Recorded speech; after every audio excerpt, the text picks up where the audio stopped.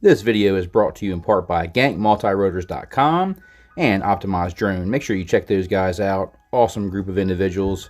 Today we're going to be assembling the Mutiny V2 prototype. That's right, this is a prototype. Comes with 4 M3 by 6mm, 8 M3 by 8mm, and 8 M3 by 12mm, and 2 camera screws, and 8 standoffs. You get a bottom support plate bracket here. You get 2 camera side plates. You get a 2.5mm bottom plate, which will be a 3mm on the production version. And you get a 2mm thick top plate. You get 5 of the 5mm thick arms. The Bando version has wider arms, but same thickness.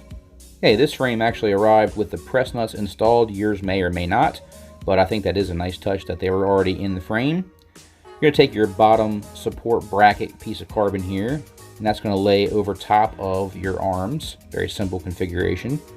And you still have access to all of the stack mounting options from underneath as well. So go ahead and take your arm, and it's going to go only one way with the groove facing in towards each other. And 2 screws will hold each arm into place. Now I'm going to be using these conical washers here. You can or cannot use these, it's up to you. They do not come with it, but it's something I add to all my builds on my frames. I use conical washers for extra durability. Go ahead and put the bottom support bracket over top of the arms on the underneath of the bottom plate. And you're going to take your 2mm hex driver, and I'm using the 12mm, and just go ahead and tighten that down. It'll be a nice tight fit. Go through the bottom plate, through the arm, and tighten that up right until you get to the press nut, and the press nut pushes down into the carbon. You have a nice good seat, and you can see that's how it goes together. Just 2 screws, really simple. That bottom support bracket, and I use the conical washers. I think it helps with the not stripping out the bottom of the screw heads when you scrape on the ground, stuff like that. So there it is together. I'm going to go ahead and show you both arms connected with all 4 bolts in place. Like I said, I used a 12mm with the conical washers. It was basically a flush fit on the opposite side of the press nut. And you can see how the arms go together.